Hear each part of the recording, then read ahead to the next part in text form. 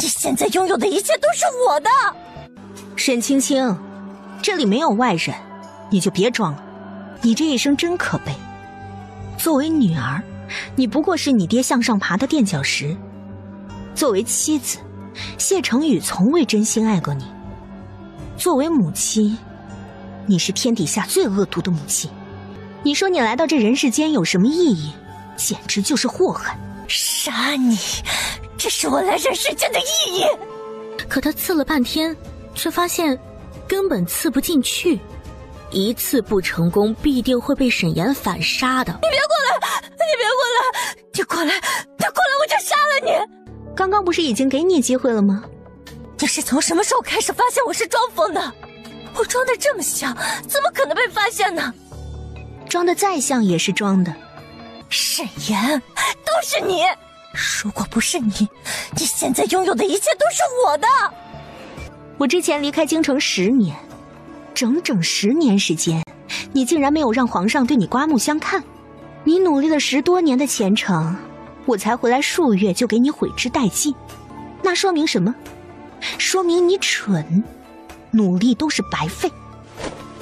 沈岩，我杀了你！沈青青，老老实实回答我问题，我会让你死个痛快，不然我会让你一直活着，让你求生不能，求死不得。他见识了沈岩的手段，再也不敢嘴硬。是他主动找的我，他说能够帮我对付你。为了避免受活罪，不用沈岩问，沈青青就都交代了。我见到过他的脸以后，我一度怀疑他和你是双生子。后来我问过我爹，他说你没有双胞胎姐妹。这次利用我孩子害你之事，也是他手下主动过来找我的。我知道的都说了，沈崖不，张姐，求求您看在我们一个姓的份上，放我一条生路。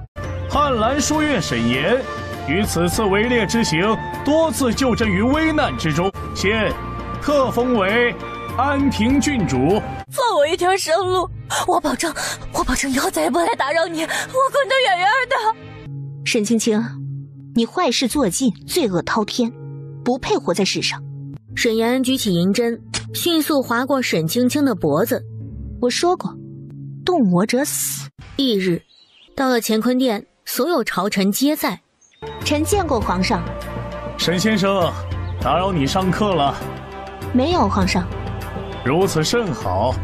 沈岩听令，汉兰书院沈岩于此次围猎之行，多次救朕于危难之中，武艺高超，勇气可嘉，现特封为安平郡主。谢主隆恩。安平郡主，朕赐予你安平2字，只希望你平四方之乱，安定天下。你能否做到？臣定当鞠躬尽瘁，用生命捍卫大秦之安定。沈岩语气铿锵有力，目光坚毅，余生他都在为自己的这句诺言而努力。好，恭喜安平郡主，拜见安平郡主。拜见安平郡主。拜见安平郡主。沈岩神色威严，仪态高雅，不怒自威。免礼。晋封结束，玄德帝又以沈岩此次是狩猎第1名为由，赏赐了他许多的金银珠宝。月色是你砸的？是又如何？5时，沈岩被封为安平郡主的消息就传了出去。谁能想得到，曾经被众人唾弃的京城第一废材，竟一步一步变成了郡主。郡主不好了，月色出事了。出了何事？对面的月季说我们抄了他们的秘方，派人过来砸我们的店。月色如今是大秦国最大的胭脂水粉店，它的分店遍布全国各省，它的产品也不再是单一的胭脂水粉，还有其他的。走，去看看。沈岩，你怎么会来这儿？他们抄袭我的胭脂水粉，店已经被我砸了，你若是想买，估计也没有了。秋雨，掌嘴。沈岩，你竟敢指使你的丫鬟打我！你今天若是不给我个说法，哪怕闹到皇上面前，我也不会让你好过。大胆！郡主的名讳也是你能叫的，见到我家郡主还不行礼？见过安平郡主。月色是你砸的？是又如何？我劝你还是少管闲事。丁梅姐，让人清点财产，看看一共损失多少，让燕小姐3倍偿还。另外，受伤工人的医治费、营养费、误工费，还有今天大家都受到了惊吓，再加一笔精神损失费，把所有的银子列一个账目出来给沈小姐，让她如数赔偿。是郡主。收到单子的12个时辰之内，我要见到银子，再有下次，让你把牢底坐穿。安平郡主，你以为你是谁啊？你什么事儿都要插上一脚，装什么公正无私呢？不仅仅是燕昭月，连月色的工人都不知道他们那一直不曾露面的神秘老板就是沈岩。你砸我的店，我让你赔偿，难道不是应该的？你的店？安平郡主，谁人都知这月色的老板是个男子。燕小姐若是眼睛瞎了，得早些去治。你不如想想自己是怎么从书院被赶出来的。这绝对不可能，你怎么可能什么都会？沈岩是丹青高手，神医，武艺高强，还会吟诗作赋。他怎么还会经商？竟然还会做胭脂水粉？这到底还让不让人活了？你敢！来人，把燕昭月押去报官。安平郡主，请您恕罪。燕昭月押去报官。安平郡主，请您恕罪。我不该砸郡主的店，我不该打伤郡主的工人。大家看着他一脸鄙视。今天他丢的不仅是自己的脸，还有尚书府的脸。燕昭月，等赔偿的金额出来，我会派人把单子给你。收到单子的12个时辰之内，我要见到银子，再有下次，让你把牢底坐穿。叶池，属下在。找个人假扮买家，把月姬买了，价格要压到最低。是，阁主。翌日，燕崇后带着人亲自来赔沈岩银子。安平郡主，这么多银子，你吞得下吗？燕尚书有多想不开，竟然会想着去吞银子。安平郡主也就嘴皮子利索，小小年纪如此猖狂，小心大祸临头不自知。大胆！燕崇后，你辱骂本郡主，该当何罪？有谁听到我骂郡主了？不过都是郡主的一面之词。清除你，便是我职责所在。你还是太年轻了，不是仗着有皇上的宠信就可以为所欲为，跟我斗，还差得远。燕崇后是老狐狸，沈岩也不是小白兔，而是狮子。他强，沈岩比他更强。我不需要任何人听见，更不需要任何证明。我说你是，你就是。沈岩声若寒冰，目似利刃，瞬间释放内力。内力压迫之下，燕崇后突然觉得心口一闷，口中一阵腥甜，一口鲜血就喷了出来。沈岩的武艺远远高于他，甚至可以说毫无压力地压制他。燕大人，不是你老就代表你很厉害，还有可能是你不行了，你还不配和我斗。我拿着朝廷的俸禄，便要替朝廷清除蛀虫，清除你，便是我职责所在。来人，燕大人年纪大了，腿脚不好，替本郡主送送他。燕大人，请吧。翌日，陈公公去兵部尚书府宣旨，将燕昭月赐给谢成林为妻，1个月以后完婚。燕青邀请大家去醉仙楼吃饭，今日是他生辰。燕公子，我有要紧的话想和你说，可否借一步说话？燕小姐有什么话就在这儿说吧。是不是他不让你去啊？安平郡主从头到尾一个字未说，你休要冤枉他，不然别怪我不客气。男女有别，燕小姐什么话都不用和我说，走开。他知道有些话再不说出来，以后就真没有机会了。燕公子，我喜欢你，你可以娶我吗？此时的他们还不知道玄德帝给燕昭月和谢成林赐婚的事儿，沈岩除外，他是知情的。不可以。我愿意嫁给你，我愿意跟你一起私奔，我愿意到一个没有人认识我们的地方，过属于我们2个人的日子。燕小姐，你和大皇子已经有了婚约，还来找燕公子告白，你就不怕掉脑袋？与你何干？燕小姐，请你自重，滚！我追求自己喜欢的人，我有什么错？皇上是下了旨，可是我不喜欢圣旨上的那个人，我不想嫁给他。我对你从未有过任何情谊，你的不断靠近已经给我造成了烦恼。你如今已经是有婚约的人了，你说的这些话将皇家威严放在哪里？你可以不顾尚书府的生死，但请别连累我。好，燕青，既然我得不到你，那我便毁了你。沈岩，你夺我所害，我便毁你所害。臣认为应该立即把安平郡主抓起来，严刑拷问。谣言经过一个早上的疯狂传播，5时就到了宫里。皇上，安平郡主肯定是别国安排在大秦的奸细，必须处死。燕崇后一脸狠意，当真是风水轮流转，他也有机会拉踩沈岩。皇上，安平郡主如今还在监督工部的人制作武器，臣怀疑他会在武器上动手脚，到时候武器一上场，我们必输无疑。皇上，臣认为应该立即把安平郡主抓起来，严刑拷问，看看他到底盗取了我们大秦多少消息。皇上，燕大人和南将军说的在理，这敌国太猖狂了，竟然把奸细安排到朝廷来了，必须严惩诛九族，震慑敌国。都不知道他是哪国奸细，就开始给他安罪名，你们一天天的见不得大秦好啊！你们有时间去听谣言，不如多多体恤民情，想想怎么让老百姓过上好日子。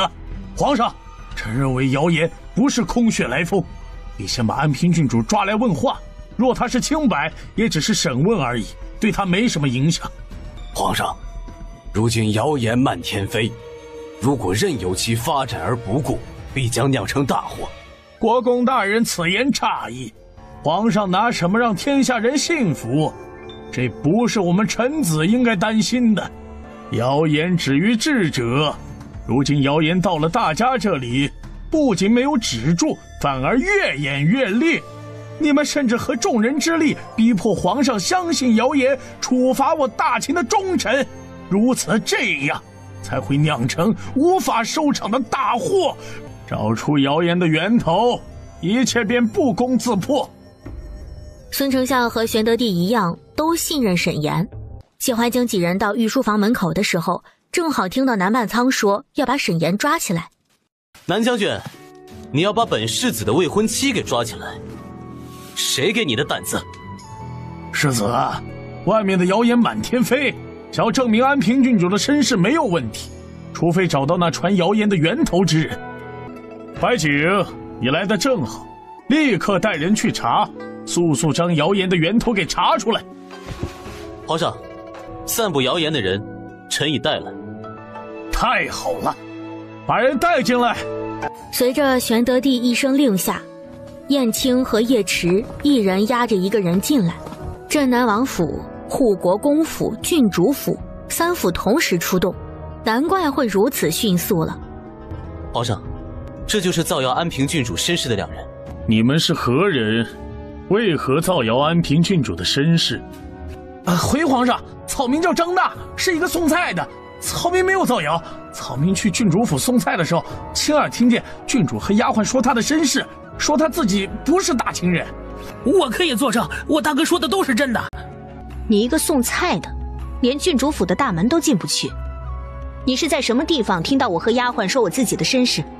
众人循声望去，见沈岩冷着脸，迈着轻快的步伐走进来。臣见过皇上。安平，你可认识这2人？臣不认识。奴婢认识，昨日这2人的确是去郡主府送过菜。皇上，连安平郡主的丫鬟都如此说，证据确凿，安平郡主肯定不是大秦人。皇上，郡主府有规定，所有送菜的人都不能进府。皇上，安平郡主的丫鬟是他自己人，他的证词不算数。哼，南将军，秋雨一开始才说2句话，你就立即打断了他的话，将他的话作为证据，说证据确凿。现在秋雨把话说完了，你又说他的话不能作为证据，你这是自己打自己的脸，将大家都当作傻子戏耍吗？南半仓嘴唇动了动，既尴尬又愤怒。污蔑安平郡主，活下去！就地正法！还不老实交代，为何要诬陷安平郡主？皇上冤枉啊！草民真的进了郡主府啊！皇上，是奴婢把张大带进府的，奴婢和他一起听到了郡主的身世秘密。郡主，对不起，奴婢不是故意的。如果奴婢早知道会听到您的秘密，奴婢一定不把他带进府的。您救了奴婢的娘，奴婢却害了您。戏演得不错，应该给你颁奖。既然安平郡主是你母亲的救命恩人，你为何要背叛她？回皇上，因为奴婢是大秦人，身为大秦子民，理应保护大秦。发现有奸细，绝不能隐瞒。既然知道不能隐瞒，那为何昨日不来上报？皇上，奴婢在纠结，毕竟安平郡主对奴婢有恩。荒唐！胡说八道！说八道！红烛张大、张二污蔑安平郡主，活下去！就地正法！皇上饶命啊！众所周知，玄德帝是仁君，不会轻易杀人。尤其是当一个案子还没有真相大白的时候，他更不会用杀嫌疑人这种直接的方式来结案。他现在如此做只有一个目的，那就是保护沈岩。皇上，可否容臣试一试？安平，不用花费太多时间。如果他们一直不开口，直接处死。是皇上。红烛，那天你说你是林东乐山人，你可还记得？奴婢当然记得。那林东盛产橘子，你可知道？他不明白这些话，沈岩之前问过他，现在为何又来问第二遍？是撒谎。林东极狠，连橘子树都活不了，怎会盛产橘子？你们三人谁最先供出诬陷我的真凶？我可以请求皇上饶你们一命。你主子为了害我，精心布置了这么一个局，可为何在给你安排身份的时候出了这么大的破绽？你主子设计了诬陷我的局，你入局必死。不可能！这个计划的目的不是真正的要明确我的身份，而是要让皇上怀疑我，舍弃我，直至最后杀了我。你的主子善于攻心，知道皇上是明君，不可能在听到谣言的第一时间就要我的命。只要皇上怀疑我，你主子的目的就达到了。御前对峙，我若不死，死的就是你们三人。你们主子知道我不会死，所以他在给你们布置任务的时候就已经知道了你们的结局。红烛，可怜你痴心一片，一心赴险接近我，为的就是让你心上人心愿达成。殊不知你爱他深入骨髓，他却将你的真心视若粪土，亲手将你推入万丈深渊。他不是这样的人，他不会骗我。他说事成之后就会娶我为妻，他向来说话算话。你们三人谁最先供出诬陷我的真凶？我可以请求皇上饶你们一命。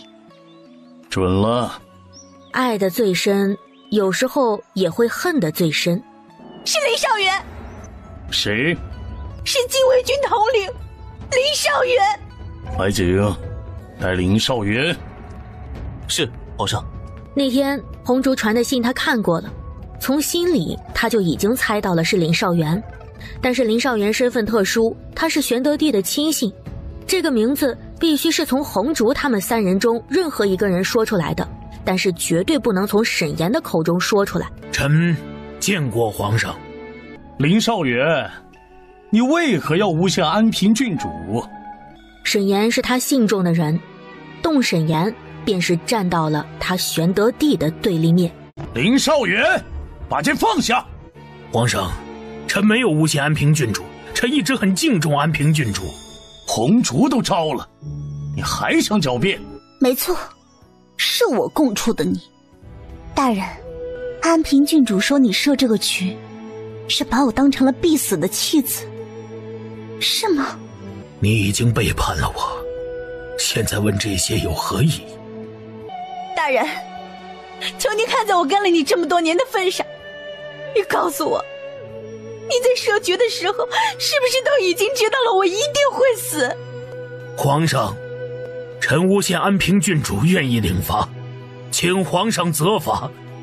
林少元，你做这一切是不是为了他？是。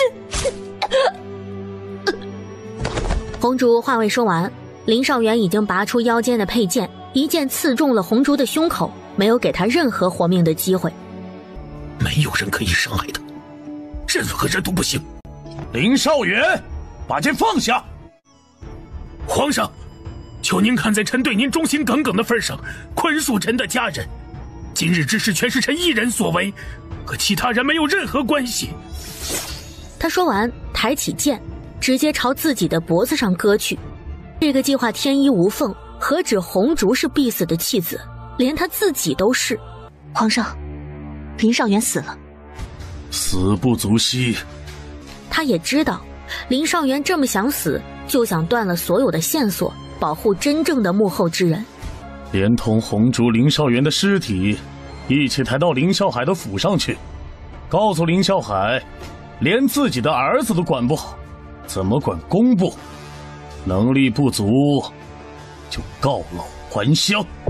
尔等以后再拿安平郡主的身世说事，格杀勿论。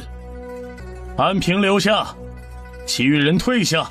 安平，你觉得林少元在保护谁？你算什么玩意儿，也敢拿剑指着本郡主？皇上，臣没有证据，臣要去证实。无论是谁，绝不轻饶。是，皇上。傅小姐为了害我，真是下了血本，不惜出卖自己的身体。你别说了，你滚出去！前厅不只有他和沈岩，还有其他下人。我家小姐不想见到你，滚！沈岩迅速起身，两只手指夹住冷漠手中的剑，瞬间将剑夺了过来。他一脚踢在了冷漠腿上。你算什么玩意儿，也敢拿剑指着本郡主？沈岩手起剑落，直接砍断了冷漠的胳膊。安平郡主，这是太师府，不是你撒野的地方，你凭什么砍伤我的人？只要我想，太师府便可以不存在。傅小姐御下不严，区区奴才也敢以下犯上。再有下次，就不是断胳膊了，而是要你的命。沈岩何时如此强大了？仅仅是一个对视，就让他心生恐惧。来人，给冷漠包扎伤口。安平郡主，你真的以为你赢了吗？军心难测，伴君如伴虎。皇上今日是给了你无上的荣耀，明日呢？明年呢？你能保证你一直得圣心吗？没有哪一个君王能够忍受身边的人是异国人，非我族类，其心必异。皇上会杀了你，只是或早或晚的问题。不得不说，傅义军的确是个人才，他善于攻心，攻心之术用得极好。可也正是因为他太过聪明，所以才会自负。傅小姐，如果皇上是其他君王，你这一招兴许真的能要我的命。可是你错了，世间最难揣测的就是人心。我们的皇上不同于其他君王，皇上是人君，足够睿智，他很清楚自己想要的是什么。只要我能提供给他想要的，我的心是向着大秦的，那无论我是谁，他都不会要我的命。紧接着他睨了傅义军一眼，语气极其轻蔑。你觉得我是那种能让别人掌握我命运，主宰我生死的人吗？若君王温良仁厚睿智，他便倾毕生之力辅佐；若君王残暴昏庸无能，他便取而代之。他沈岩可以退而为臣，也可进而为主。傅义军惊得一身冷汗，他想借刀杀沈岩，可殊不知那把刀一直握在沈岩的手里。你可以再次和他联手，我连你们一块儿收拾。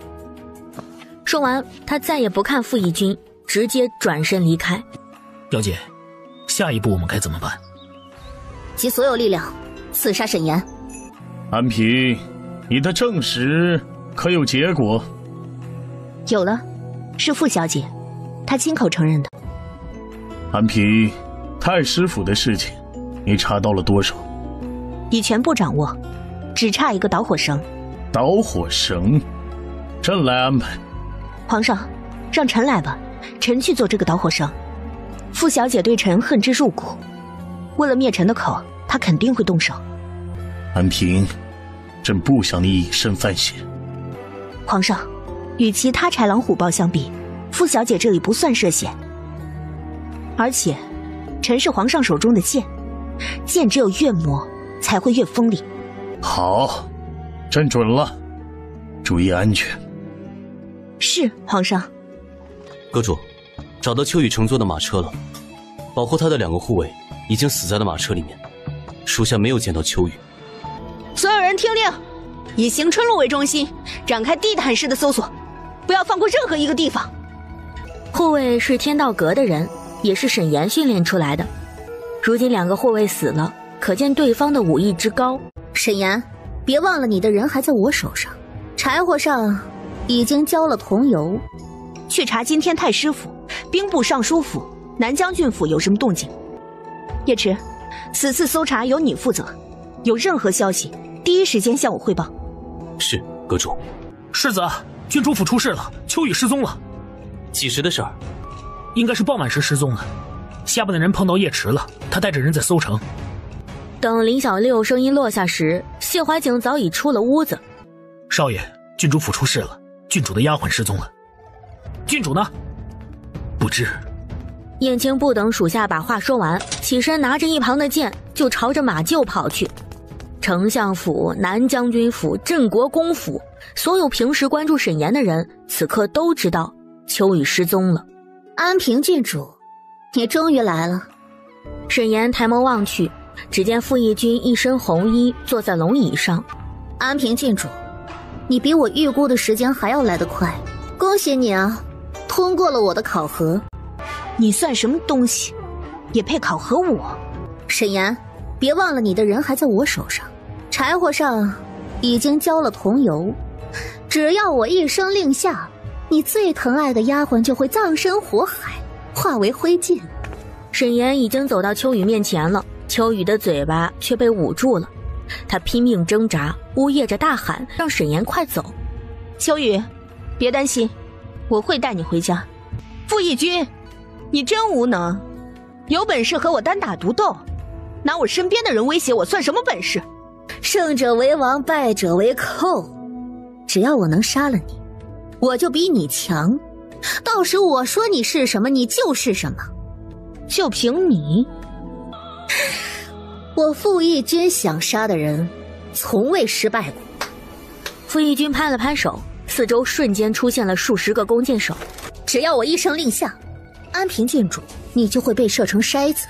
任你武艺再高强，也只是孤身一人。你拿什么和我斗？你劫持我，你也跑不出去。今天，我们大家都得死在这里。动手！你拿什么和我斗？而且啊，你的丫鬟还被绑着呢。只要你敢反抗，我立即让他们放火烧了她。就是不知道重情重义的安平郡主，是顾着自己呢，还是救你的丫鬟呢？人，我要救；你，我也要杀。傅义军，今天你跑不掉。沈岩话音落下，袖中银针飞出，他人也朝着傅义军飞去。下一瞬息，沈岩袖中匕首一出，梗在傅义军的脖子上。傅义军都没有反应过来，让拿火把的人把火熄灭，把秋雨放下来。银针一拔，傅义军就能开口说话了。就算你劫持了我，你也跑不掉。今天你们必须死在这里。是吗？瞬间，傅义军脖子上出现了一条触目惊心的红线。别杀我！快下命令！你们熄灭火把，把秋雨放下来。那举着火把的4个人迅速把火把熄灭，然后将秋雨解绑放了下来。郡主，秋雨快走，跟着那条暗道一直往外走就能出去。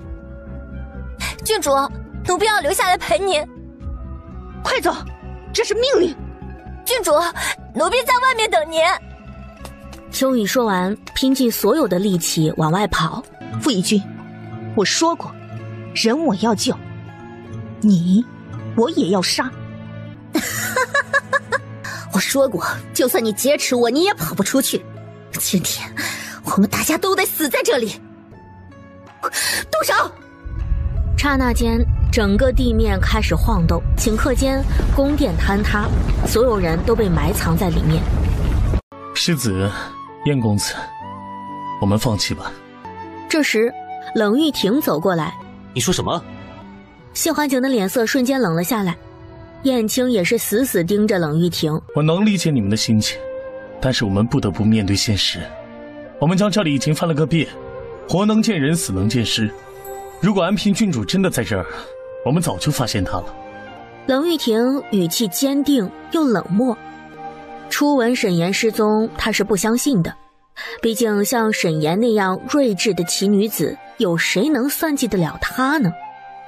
可直到她来到现场，看到近乎发疯的谢怀景，她这才相信沈岩是真出事了。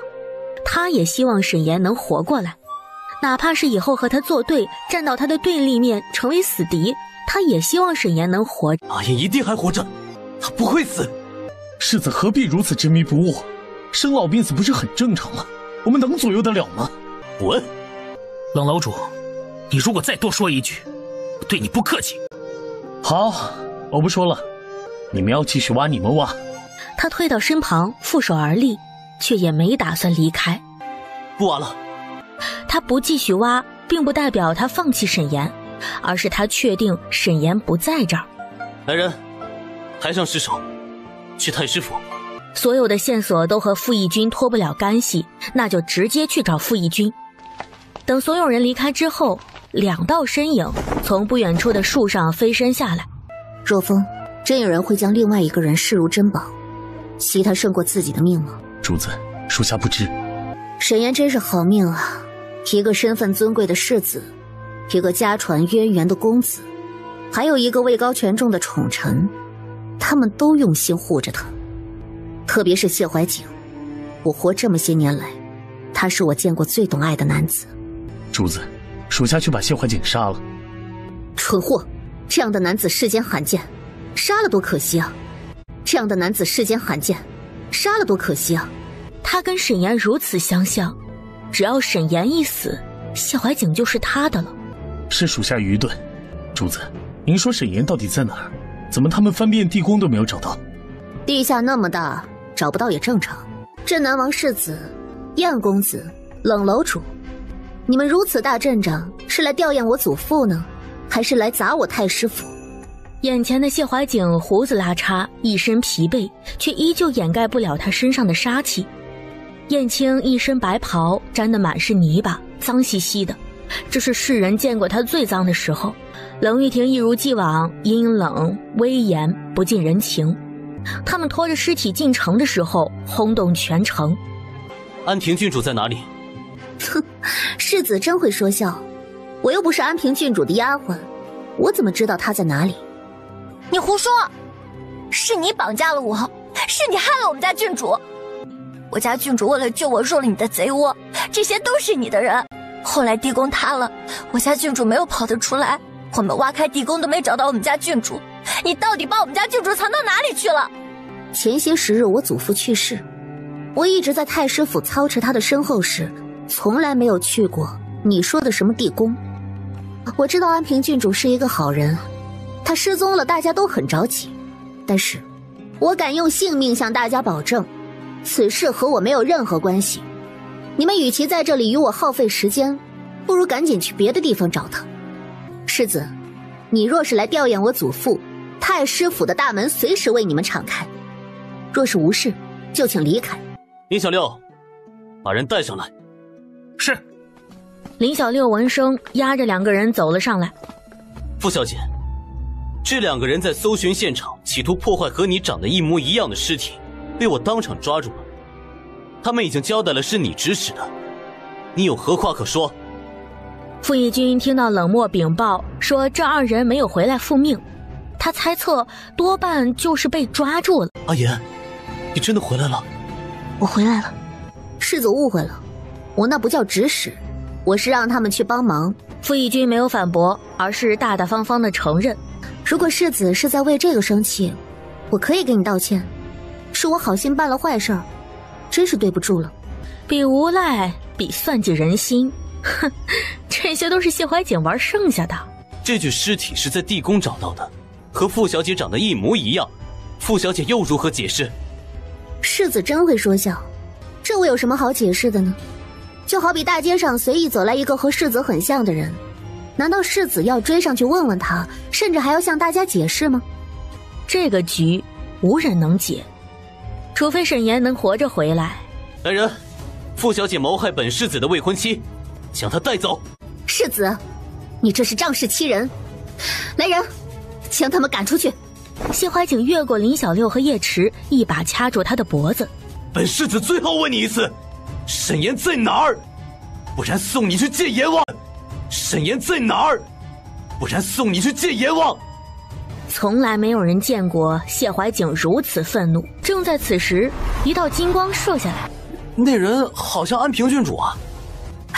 安平郡主还活着，安平郡主回来了。只见沈岩笼罩在金光之下，一身红衣，宛若神仙临凡，神圣不可亵渎，威严不敢直视，一身霸气。这样的画面，谢怀瑾在围场上见过。这是他的阿言。燕青热泪盈眶，静静地凝视着，连眼睛都不敢眨一下。傅小姐要证据，我便如你所愿。程玉婷那阴沉多日的脸，在看到沈岩的一瞬间，心中欢喜横生。谢怀瑾已经冲了过去，一把将他搂进怀里，紧紧地抱着。阿言，你真的回来了？我回来了。郡主，先生，郡主，您去哪儿了？我们把地宫都翻了一遍，都没找到你。他看着围着他的众人，他们一脸疲惫，身上都沾染了泥巴，想必是在他失踪以后，为了寻找他。这些天辛苦大家，我沈岩真的回来了。等我处理好眼前的事，我请大家吃饭。傅义军，你真以为你手段高超，你的那些伎俩能瞒天过海？大家都知道我傅义军是什么样的人。安平郡主休要侮辱我的名声，你今天若是拿不出证据来，便是告到皇上面前，我也要讨个公道。只是可惜他遇到了沈岩，沈岩专治各种不服。傅小姐要证据，我便如你所愿，也是时候让大家看看你的真面目。事情还得从林少元造谣我身世开始。这个案子已经破了，但大家依然很疑惑，林少元和我无冤无仇，为何要诬陷我？因为林少元是为了傅义军，林少元对傅义军情深根重，傅义军以自己怀上他骨肉为由，让林少元心甘情愿地为他去死。此言一出，众人哗然，围观的人议论纷纷。傅义军因为担心我把他的秘密说出去，于是决定杀人灭口。他不能拿我如何，就绑架我的丫头秋雨。我一路追查，查到了城外的地宫，在那里找到了秋雨。这又是傅义军设的一个局。安平郡主，那天晚上我祖父病重，我一直在他身旁守着。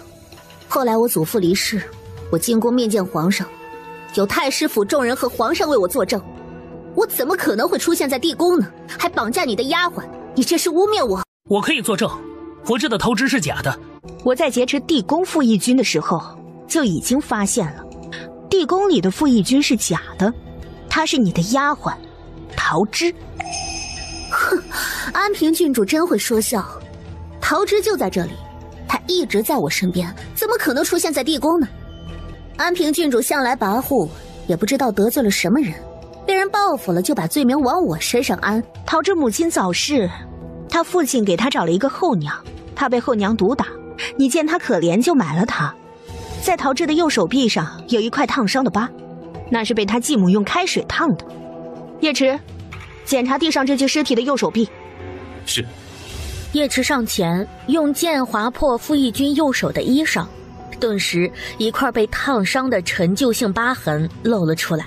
傅义军，你还有何话可说？你之所以让桃枝代替你，目的就是制造你不在场的证明。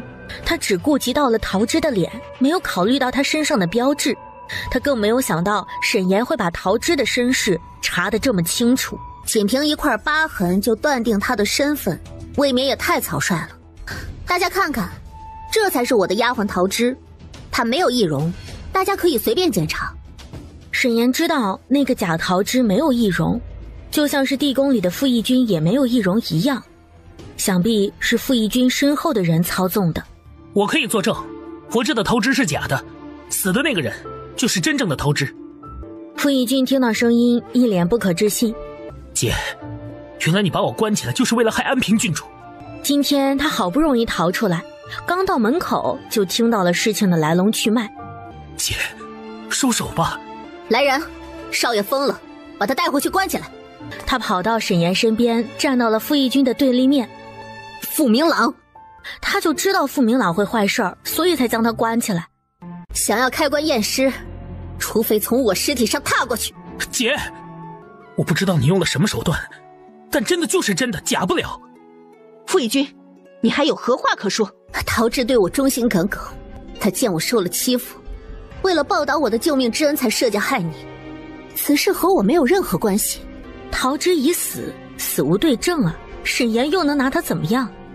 你说和你没有关系，你就真的能脱得了干系吗？你之所以造谣我身世，是为了杀我，掩盖你太师府更大的秘密。安平郡主，你少在这儿故弄玄虚。我太师府上对得起皇上，下对得起黎民百姓，行事坦坦荡荡，无愧天地，何来秘密？傅义军面色一变，心惊肉跳。秘密就是你的祖父傅太师。傅太师早已去世多年，你为了保住太师府的荣耀，担心人走茶凉，便找一个人来冒充他。这些年所有以太师名义做的事，其实都是你所为。那所谓的傅太师，就是一个傀儡。众人闻言惊得下巴都掉了，傅义军彻底慌了，这才是他最大的软肋。只要这个秘密不破，他就永远安全。若此事被揭穿坐实，他将万劫不复，太师府也不复存在。胡说，血口喷人！我是不是胡说？开棺验尸即知。我祖父一生为朝廷效劳，忠君爱民，如今他已驾鹤西去，你还要开棺验尸，心肠真恶毒啊！傅义军，你阻止不了我。事到如今，你觉得你祖父还有体面吗？纸是包不住火的。你隐瞒太师去世的消息多年，不惜以自己终生不嫁为代价，营造孝顺重义的虚假形象。今天，这一切都结束了。来人，开棺验尸！我看谁敢！傅义军抽出一旁护卫手中的剑，指着众人：想要开棺验尸，除非从我尸体上踏过去。金牌一线，如皇上亲临，谁敢反抗，格杀勿论。给我死死守住太师府，无论谁靠近太师府，杀！傅义军早有准备，随着他声音落下，冷漠带着数千人将太师府围住。沈岩目光一凛，拿出御赐金牌：金牌一线，如皇上亲临，谁敢反抗，格杀勿论。太师府的护卫见到御赐金牌，有些动摇。他们可以听命令跟沈岩作对，却不敢跟玄德帝作对。大家别忘了，这些年是谁在养着你们？是小姐，是太师府，小姐才是我们的主子。皇上，太师府的人太过猖狂，安平郡主都拿出了御赐金牌，他们竟然还不束手就擒呢。玄德帝在宫中收到消息，说谢怀景他们抬着尸体来到了太师府。他知道谢怀景是要问傅义军要人，等他乔装和陈公公到达太师府时，沈岩正好出现，他们二人便藏在后面，没有现身。世家横行多年，他们眼中哪里还有什么天子？皇上，您现在要不要出面啊？不用，他们不是安平的对手。沈岩飞身而起，怒声呵斥：普天之下莫非王土，大秦只有一个主子，那就是我们的皇上。今天本郡主就让你们知道，藐视皇威，犯上作乱，只有死路一条。沈岩双手一推，打向太师府的护卫。护卫来不及哀嚎，闷声倒下，再无气息。傅义军也腾空而起，举剑刺向沈岩。保护小姐，保护太师府，杀！杀！找死！燕青与他同时行动，冷玉婷也没有犹豫，加入了战斗。一时之间，只听闻刀剑相撞的声音。傅义军，一切该结束。提剑直接刺向他的胸口。冷漠，你怎么这么傻？桃枝为了他的计划，心甘情愿地舍命替他去死。如今冷漠为了救他，也是如此。小姐，以后属下再也不能保护您了，您要保重。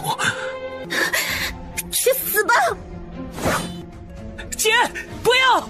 拦在了沈岩面前，他居然杀了他的亲弟弟。傅明朗，我是你亲姐姐，你为什么要帮一个外人？你为什么要救他？别说话，有我在，你不会死。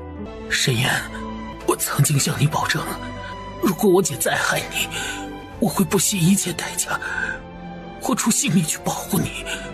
我做到了。他再也不用藏着他心底的爱慕了，都要死了，他想让沈岩知道。既然你这么想做好人，那我就让你彻底做一个好人。沈岩见状，提剑反手刺了过去，不偏不倚，正好刺中了傅义军的心脏，一脸的不甘心。住手！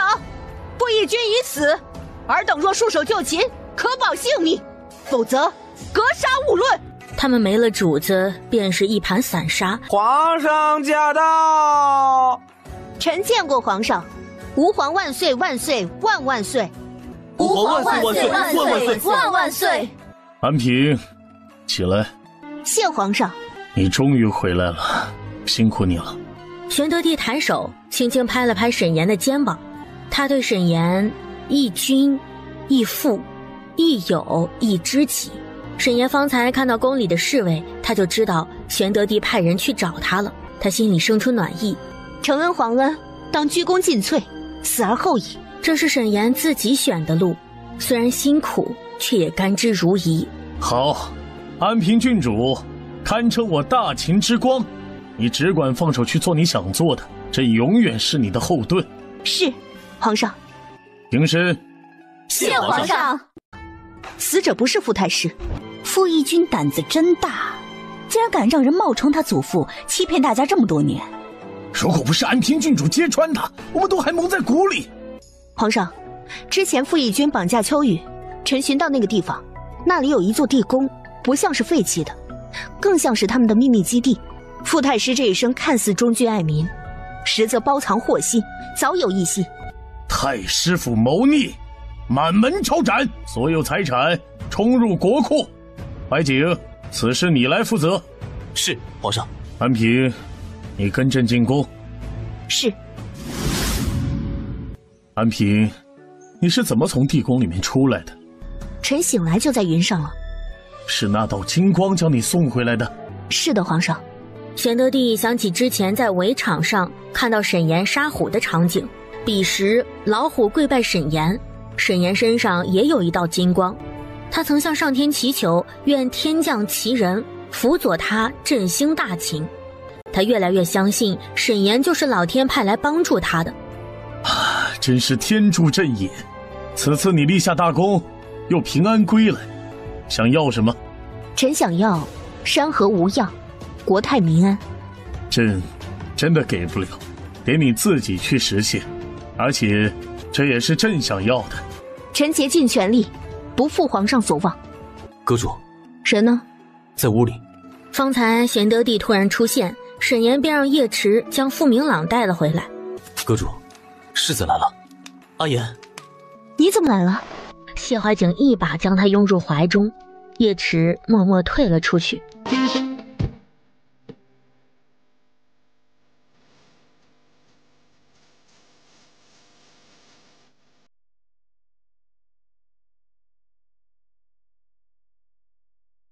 不想你了，你知道吗？我以为我再也见不到你了。他无法想象没有沈岩的日子会是怎样的灰暗。我也以为再也见不到你了。阿言，谢怀景轻轻唤着他，声音温柔的不行。太师府的事我处理完了，但是还没有向皇上禀报。太师府加上他，总共有84个人，我已经处决了83个人。你如实向皇上禀报，他的事我去向皇上说，这是我欠他的人情。你欠他的，就是我欠他的。不行，皇上对世家的恨根深蒂固，不可能放过他。你打算如何救他？我有救驾之功，足以换他一条命。当初我平定穆家军，皇上说答应我一个心愿，现在想好了，就换他的命吧。我家世子这么大方？我说过，只要是你想做的，我都支持你。傅明朗已经醒了，可他就是睁不开眼。他是罪臣之后，不值得沈岩和谢怀景这么拼命相救。他眼角流下了痛苦的眼泪。傅明朗，好好活下去，你还没有看到大秦的盛世。我们会想办法救你，我们没有放弃你，你也不能放弃你自己。说吧，什么事能让你们2人同时进宫见朕？皇上，太师府总共84人，臣已经处决83个人。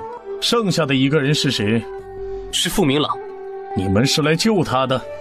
皇上，傅明朗是臣救下来的。当时傅义军想杀臣的时候，傅明朗替臣挡了一剑。皇上，太师府的所有罪行，傅明朗都没有参与过，他对皇上一片忠心。安平，只要你开口的事，朕肯定会答应。只是你想过没有，太师府因你而被抄斩，傅明朗身上流着傅家的血，你救他一条命，他日他恩将仇报，你又如何呢？他若恩将仇报，臣必定亲手杀了他。皇上，您当时答应了臣的愿望，臣现在想好了，臣想请求皇上放过傅明朗一命。傅明朗到底是个什么样的人，值得你们为他如此求情？我们知道你武艺高强，你一个人能抵挡敌人的千军万马吗？傅明朗到底是个什么样的人，值得你们为他如此求情？一个身处黑暗却一心向光明的赤胆少年郎。皇上，日间我们和太师府发生冲突时，傅明朗一直站在我们这边，还做了证人，他也是立了功的。等他伤好了，让他来见朕。朕杀了太师府83个人，不在乎多一个，也不在乎少一个，但是对外而言，傅明朗必须死。他离开京城，改名换姓，永远不能回到京城。作为帝王，这是玄德帝能做出的最大的让步了。怀景，把你手里的折子给安平看。沈岩接过来一看，是魏城的800里加急，前方有战事了。北利此番来犯，已经攻陷了我们一座城池，战事危急，刻不容缓。安平，你有何看法？迎战。安平郡主，你说得很轻巧。你知道北利是什么样的国家吗？那是位列9州第3的强国，我们拿什么和他打呀？是呀，安平郡主，我们知道你武艺高强，但你武艺再高，你也只是一个人。你一个人能抵挡敌人的千军万马吗？陈大人的意思，别人比我们强，我们就不能反抗，任由他们强占我们的城池，欺压我们的百姓吗？他吹了几下胡子，不知道该怎么反驳。犯我大秦国土者，无论他是谁，必诛。众人被他身上爆发出来的力量震撼住了。打！玄德帝主张开战，是因为他相信沈岩，而且工部制作出的那些新武器也是时候拉入战场，投入使用了。皇上，朕心意已决，再有人反对，直接拖出去。皇上，臣请求领兵出征。皇上，臣请求领兵出征。皇上，臣请求领兵出征。怀景，你带着兵和南将军、霍将军一起出征，你们去收拾行李，点兵点将，立刻出发。朕等你们凯旋而归。是，皇上。郡主可知朕请你来所谓何事啊？臣猜测是因为宁南农作物受损的事。看来安平已经得到消息了。臣之前和皇上说过大秦农业经济的事，为了研究适合大秦种植的农作物，臣一直有在关注全国各地的农作物种植情况。那些武器是你研究出来的，你最懂他们。原本真打算让你带着武器去迎战，但没了粮食，老百姓就会饿肚子，到时候再遇到外敌侵犯，内忧外患一起爆发，大清危也。皇上，臣亲自去宁南一趟。前方危险重重，你又要涉险了。请皇上放心，臣会小心行事。去拿赤天剑来。陈公公将赤天剑拿来。看太后你野心比年纪还大。安平郡主，朕将国之民安交给你了，无论是谁胆敢破坏大秦安定，格杀勿论。世子带兵出征了，你让云流带一部分人跟着去，暗中保护世子。另外让云城、云锦跟着我去宁南。是，阁主。2个时辰以后，谢怀景和沈岩同时从京城出发，一个往南，一个往北。他们走的方向是不一样的，但是目标却出奇的一致，都是为了大秦拥有更美好的明天。臣见过皇上。沈岩行礼。安平回来了，一路辛苦。你人虽然今日才到，可你在长阳县的表现早就传到了京中了，当地百姓对你甚是喜爱，据说都舍不得你走了。臣是秉承皇上旨意行事，他们对臣的好便是对皇上的感恩。这个功劳朕可不敢贪啊，是你做得好，百姓爱戴的是安平郡主你自己。臣会坚守初心，永远记得皇上的嘱托，心系天下百姓。你在折子里上奏的是写一半留一半，朕没有猜透故意毁坏秧苗的幕后凶手是谁。沈岩不知道折子中途会经过多少人的手才能到玄德帝手中，所以他在折子里面并没有直接点名幕后真凶。此时御书房只有他们2人在，沈岩再没有任何顾忌，便将所有的事都禀报给了玄德帝。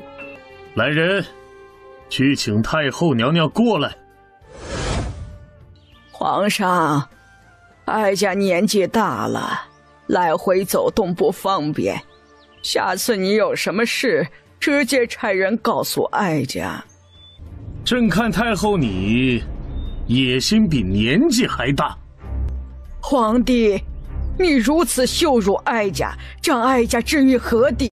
是太后娘娘你自己不爱惜自己，是你自己将自己置于死地。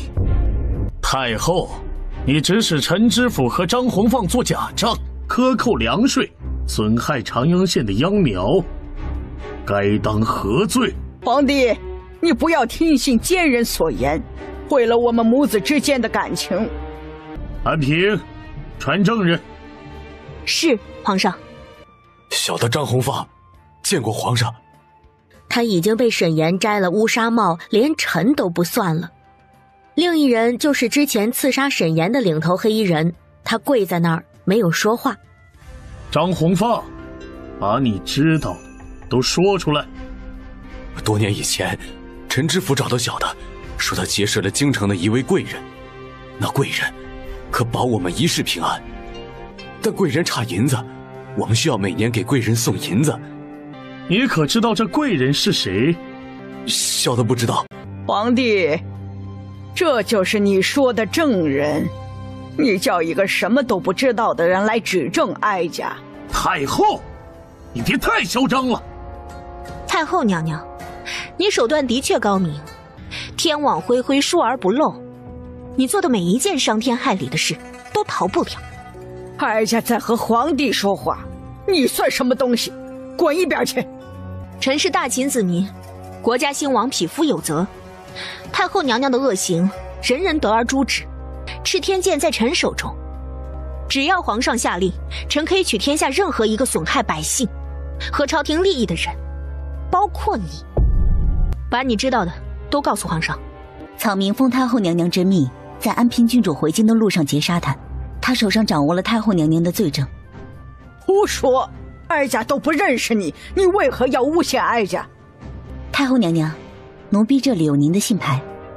玄德帝接过来一看，那信牌上刻着一个黎字，黎是太后的姓氏。信牌可以伪造，这些不过是你的一面之词，定不了哀家的罪。皇上，燕公子来了，说是带了证人来，是宁南陈知府。来的正是时候，宣，臣参见皇上。免礼。燕公子，陈知府怎会在你手中？臣受郡主之托，秘密出京，前去将陈知府捉拿归案。皇上，之前陈知府带着人去长阳县，想将张弘放带走的时候，臣就猜测他会去向上面的人报信，臣就暗中写信告诉燕公子，请求他帮忙，说对方比我们快，陈知府这个关键证人就死了。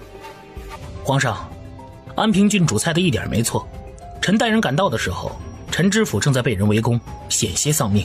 玄德帝庆幸沈岩忠君爱国，心系百姓，不然以沈岩的聪明才智，若是站到朝廷的对立面，必将颠覆王朝。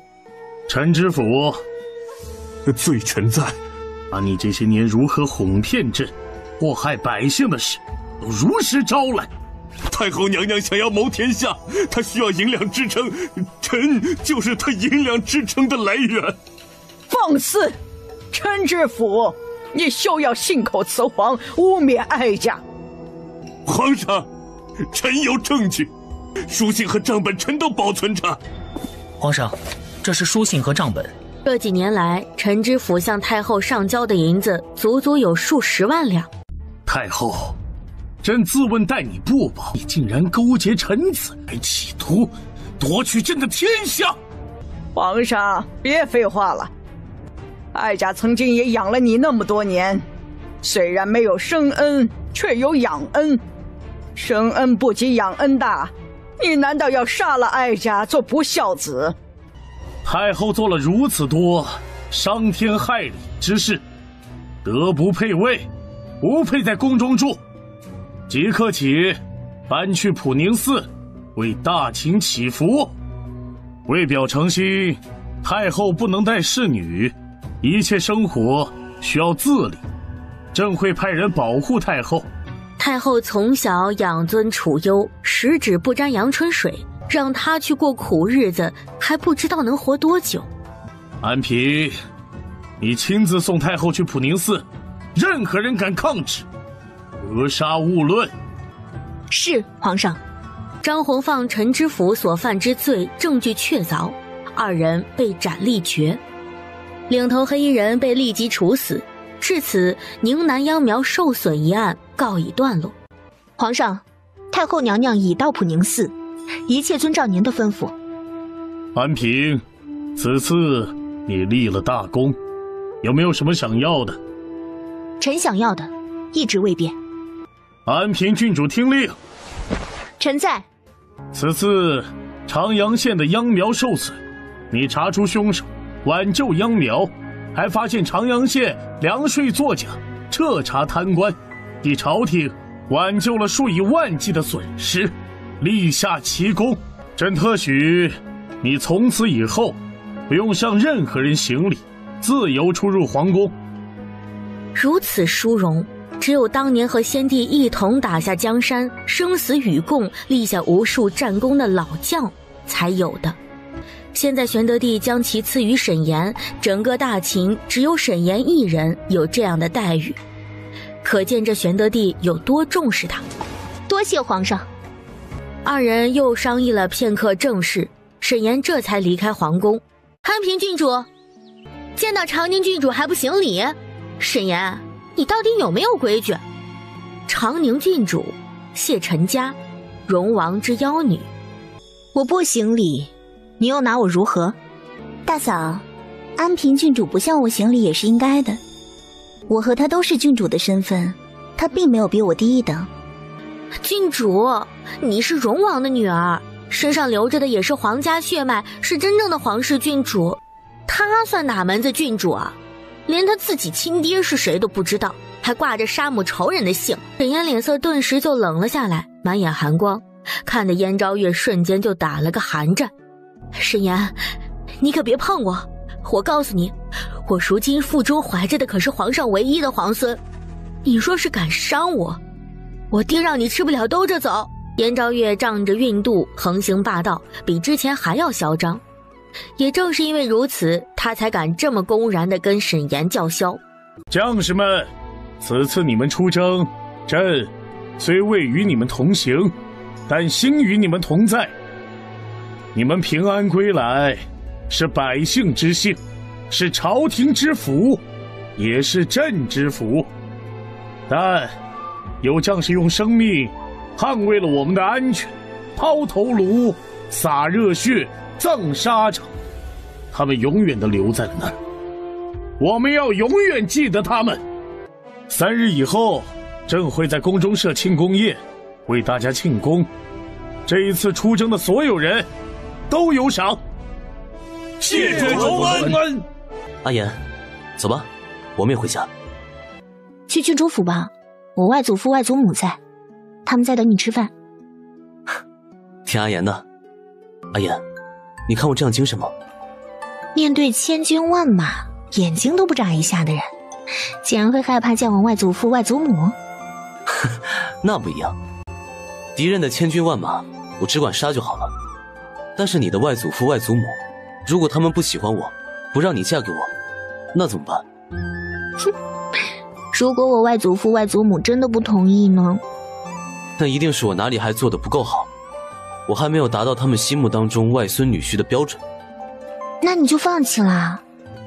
当然不会了，我会努力改正，让他们看到我的表现，相信我是这个世界上除了他们以外最爱你的人，我一定可以给你幸福。爱情真是毒药啊，把这么聪明的世子都弄得模糊不清了。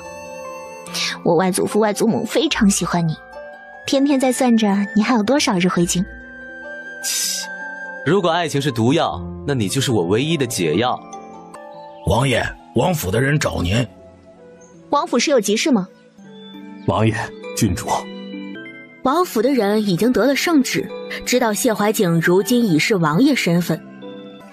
东西带来了吗？王爷，您看看。怀景，里面是什么？给外祖父外祖母的礼物。我第一次见他们，总不能空着手吧？等我回京城再准备，肯定来不及了。所以你写信告诉我说找到他们的时候，我就写信嘱咐管家开始准备了。礼数这么周全，王爷辛苦了。不辛苦啊，要娶媳妇嘛，都是应该的。外祖父，外祖母，我父母早逝，如今妍儿和你们就是我唯一的亲人了。好，以后我们就是一家人了。外祖父外祖母，这是王爷送给你们的礼物。沈岩将盒子递给顾老先生和顾老夫人。王爷太客气了。我听妍儿说外祖父喜好书法，便让人去搜集了历朝历代大家的孤本。外祖母身体不好，我特意买了一根千年人参来。王爷有心了。外祖父外祖母，你们叫我怀景即可。好，好孩子。妍儿，你眼光不错，怀景这孩子的确招人喜欢，赤诚、坦荡、温柔、细心，和他爹当年比起来，真是青出于蓝而胜于蓝呀。有了外孙女婿，是不是看外孙女儿就没有那么喜欢了？怀景是来和我们一起爱你的，不是来争宠的，傻姑娘。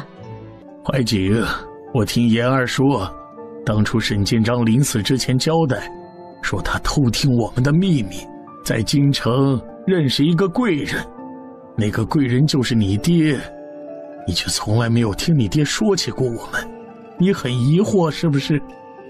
是，外祖父，这到底是怎么回事？我是你爹的师傅。师傅？您就是我爹口中的二师傅？那我怎么从来没有听我爹提起过其他师傅呢？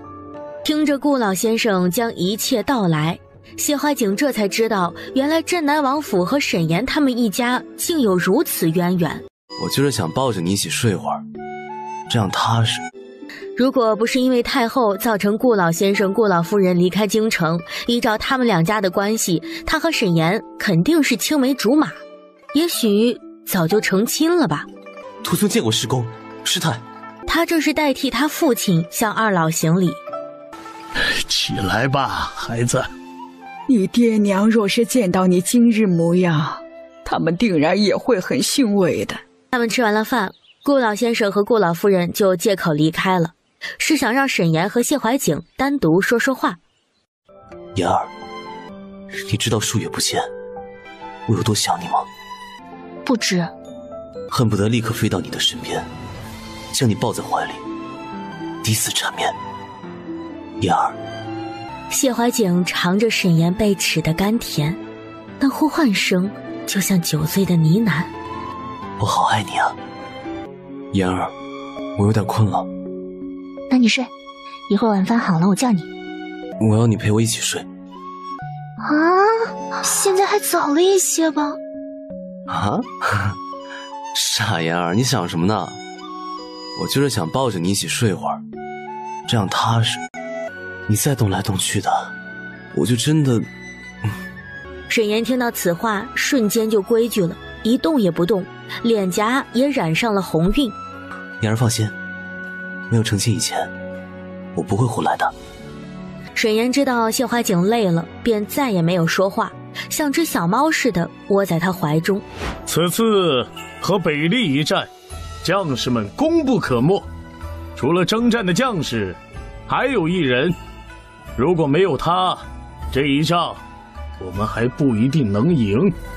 他就是安平郡主。来，我们所有人敬安平郡主一杯，感谢安平郡主为朝廷、为大秦百姓做出的贡献。他此举增加了沈岩的威信和地位，让世人知道他信任、器重沈岩，这比赏赐沈岩金银珠宝还要有意义。辛苦安平郡主。皇上，臣是朝廷的臣，是大秦的子民，臣做一切都是应该的。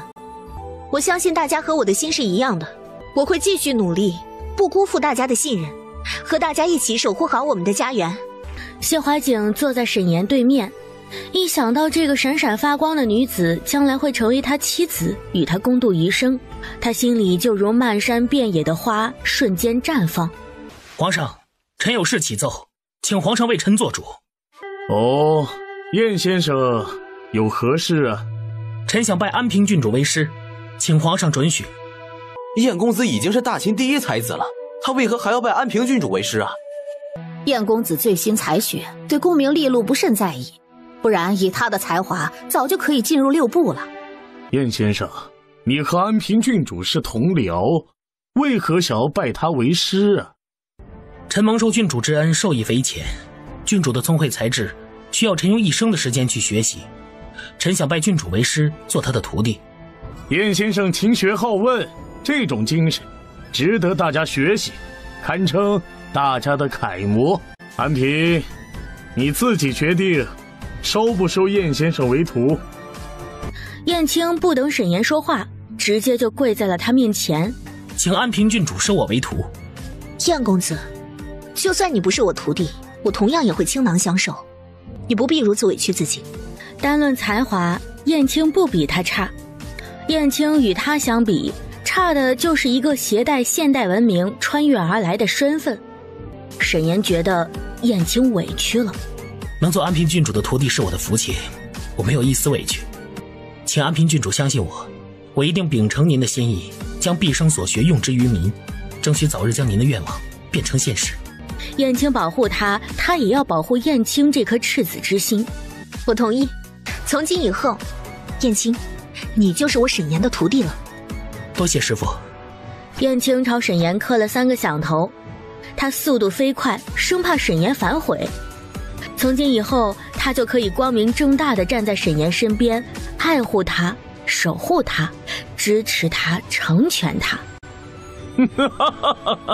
恭喜安平郡主喜获爱徒。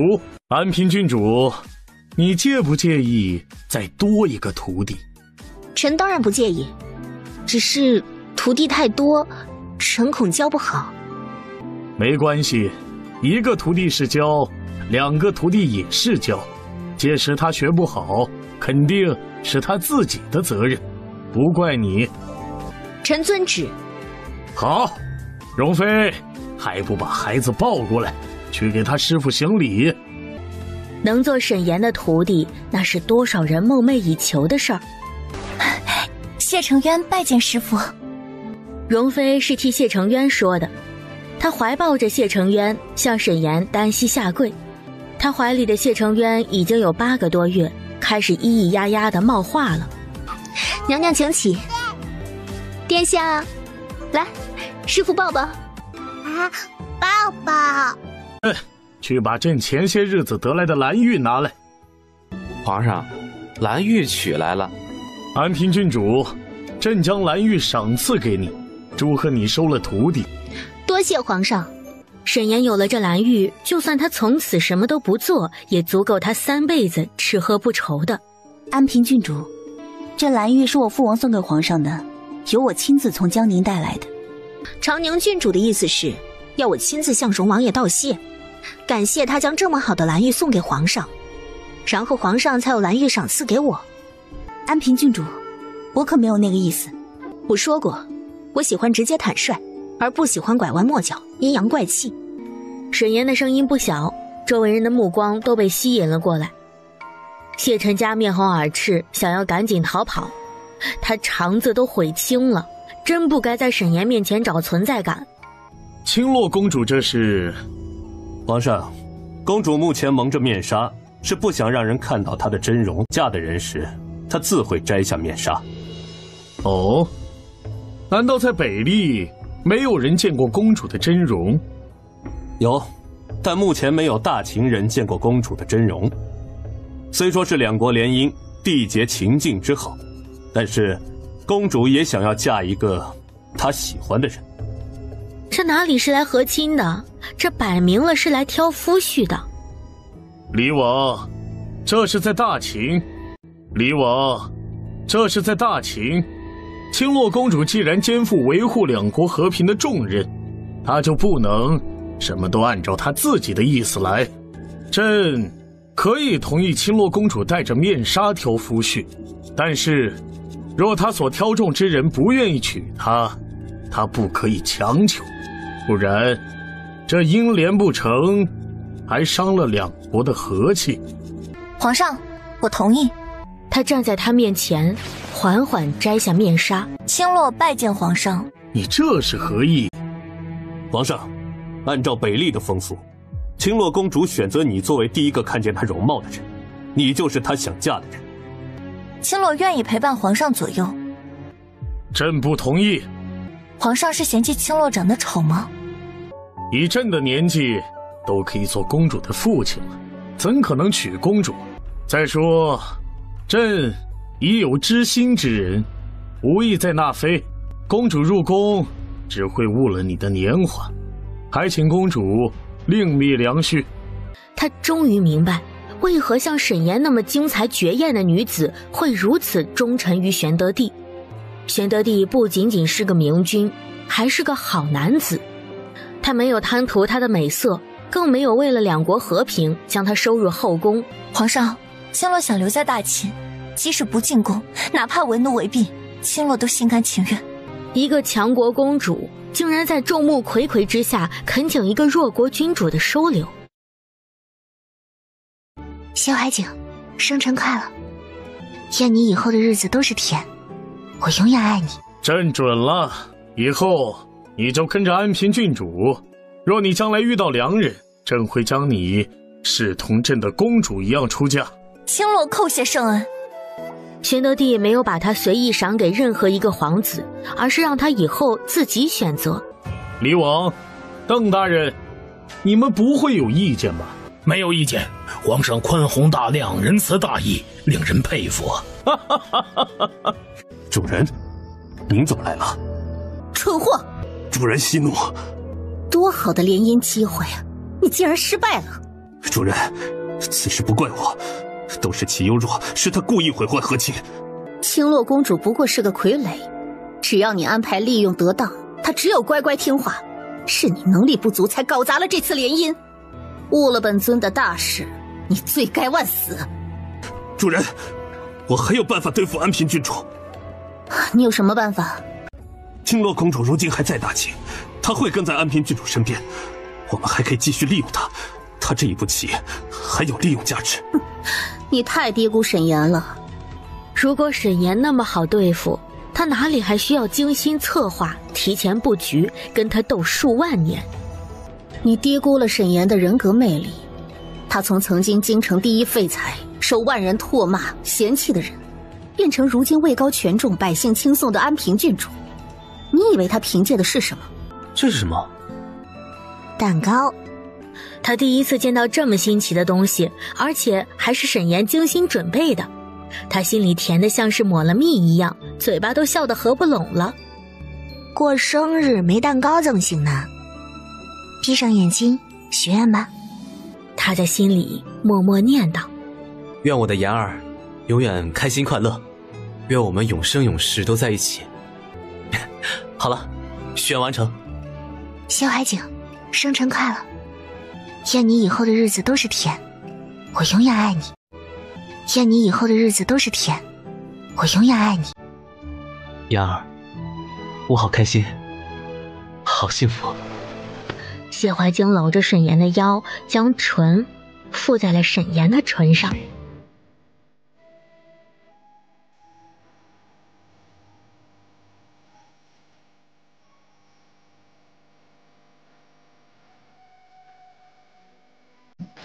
我们先吃饭吧，一会儿菜该凉了。好。这是自从他爹娘去世以后，谢怀景过得最开心的一个生辰。他喝了很多酒，一直拉着沈岩的手说话。妍儿，你知道吗？我这辈子做的最正确的决定，就是当年顽皮，独自去河里玩水，然后被你给救了。妍儿，你知不知道你离开京城的那些年，我有多想你啊？有时候我想你想得发疯，半夜3更我都会跑去看你。但我从京城跑到你那儿，天都亮了。这辈子要是没有你，这人生该得有多无趣啊！这些话沈岩从未听谢怀景说过，他听得心里很不是滋味。他们二人之间居然阴差阳错地错过这么多年。沈岩将他扶到床上睡下，就那么静静地看着他，轻轻抚摸着他的脸。往后余生，他一定会倾尽所有的爱来珍惜他。啊，沈岩，今夜过后，你的男人就是我的了。公主，出事了，人家这位失火了。走，你别去了，王爷喝了太多的酒，你吩咐厨房煮醒酒汤，一会儿王爷若是不舒服，你照顾好他。是，公主。此时一女子缓步而来，她的发髻和沈岩一模一样，脸也是一模一样的，但是衣裳却不一样。见过公主。她绕过走廊，径直来到谢怀景的卧房。为了下班快点回家剪视频，我在瓜子二手车买了台特斯拉，才花了9万9。瓜子每台车都有官方检测，电车3电系统都有原厂质保，电池还有100天衰减保障。瓜子最近上架了几千台便宜的个人直卖车，买到就是赚到，买二手车瓜子有保障。啊，沈岩，今夜过后，你的男人就是我的了。当他的手解开第一颗扣子的时候，原本睡得正香的谢怀景突然睁开眼。王爷。谢怀景抬手一掌打去。王爷，你打我做甚？我是妍儿啊。你也配叫妍儿？别以为你披着他的脸就能成为他。来人！王爷，你有没有受伤啊？拿来水。不一会儿，林小六端着一盆冷水过来，朝他脸上泼。何小姐，是你？王爷，你是怎么认出我的？我和他那么像，就连门口的侍卫都没有认出来。你还没有资格让本王回答你。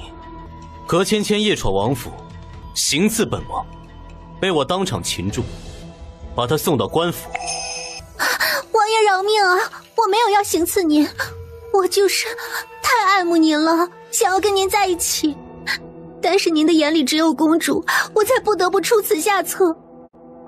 王爷，我可以不打扰您和公主，我愿意做小，伺候您和公主，求王爷饶命啊！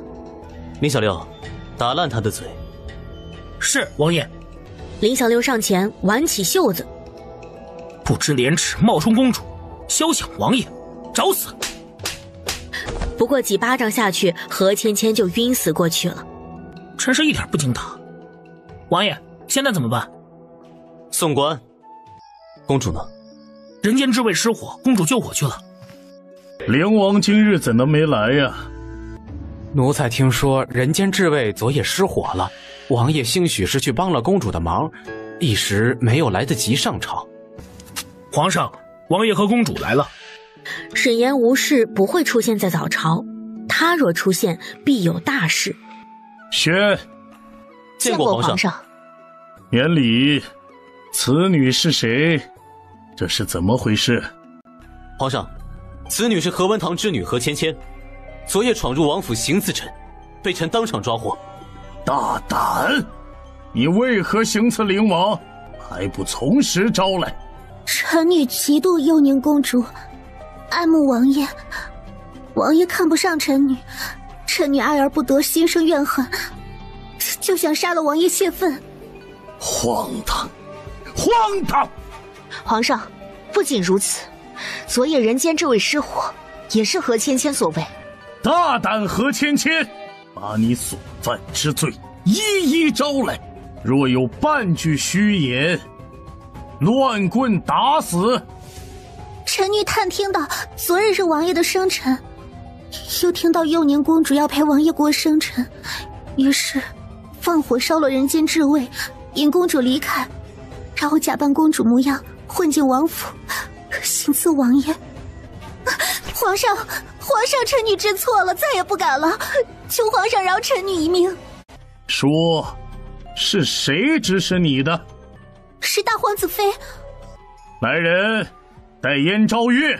燕昭月整理着衣着，昂首挺胸走了出去。他跟在陈公公身后，来到了乾坤殿。儿媳见过父皇。燕昭月，你指使何芊芊谋害灵王，可知罪呀？父皇，儿媳冤枉啊！是何芊芊她经常向儿媳诉苦，说爱慕灵王，非她不嫁。儿媳没有想到她因爱生恨，对王爷痛下杀手，还烧了幼宁公主的店铺。你若是冤枉的，又如何对她作案的经过知道的如此详细？儿臣……皇上，一切都是臣指使的，和大皇子妃没有任何关系。幼宁，是这样的吗？不是，皇上，纵火的人就在外面，让他们进来一问便知。把人带进来。林小六将纵火之人带进来，玄德帝一问，他们都招了。无耻之妇，念你腹中还有皇室血脉，朕暂且饶你一命。燕氏谋害灵王，指使人纵火伤人，手段残忍，心肠歹毒，不知悔改。现贬为庶人，待诞下皇室血脉，逐出皇宫。幼宁，书院没了山长，你考虑一下，谁来做这山长合适？臣觉得燕青合适。皇上，燕青是护国公之后，护国公府满门就留下燕青和国公夫人，他对皇上的忠心是不用怀疑的。而且燕青才华横溢，品行端庄，有勇有谋，臣认为他是做山长的不二人选。幼宁果然最懂朕心，和朕的想法一样，此事就这么定了。是皇上。太后娘娘，又见面了。沈岩，你不是应该在苍月比赛，怎么会在这里？太后娘娘挺关注我的动向啊。